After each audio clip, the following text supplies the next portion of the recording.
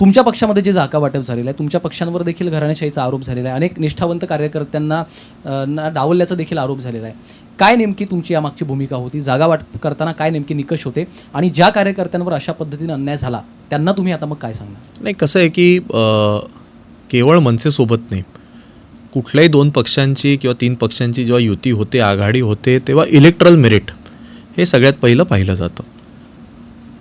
निष्ठावंतांना न्याय देणारा जर तो कुठला पक्ष असेल तो शिवसेनाच आहे. मी एवढं याकरता सांगतो, आज जे आमच्या पक्षातले मोठे नेते आहेत किंवा जे आम्हाला सोडून गेलेले आहेत, या सगळ्यांची तुम्ही पार्श्वभूमी पहा. हे सगळे सामान्य कार्यकर्तेच होते ना. 30 वर्ष आधी कोण रिक्षा चालवायचं, कोण अंडा बुर्जी विकायचं. आज भलेही त्यांच्याकडे रोल्स रॉईस असतील आणि विमानं असतील, पण ह्याच कार्यकर्त्यांना शिवसेनेने आज बंगल्या आणि गाड्यांमध्ये फिरवले. त्यामुळे कार्यकर्त्यांना न्याय देणारा पक्ष हा शिवसेनाच आहे. आज तुम्ही जे म्हणालात की आजही शिवसेनेची यादी आपल्याकडे जरी आम्ही अजून अधिकृत जाहीर नसेल केली तरी मला वाटतं आज स्क्रुटिनी आहे, स्क्रुटिनीनंतर आम्ही ती जाहीर करू. त्यामध्ये तुम्ही आमच्या उमेदवारांचं ॲव्हरेज वय पहा.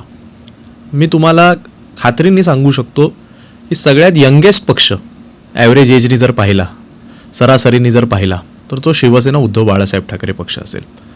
या निवडणुकीमध्ये सुद्धा स्वतः उद्धव ठाकरे साहेबांनी अनेक तरुणांना, अनेक तरुणींना संधी दिलेली आहे आणि ते देत असतानाच आपण जो निष्ठावंतांचा प्रश्न मला विचारलात, असे सुद्धा अनेक तुम्हाला निष्ठावंत सामान्य घरातील कार्यकर्ते त्या यादीमध्ये दिसतील ज्यांना अनेक वर्षापासून काहीच मिळालं नाही.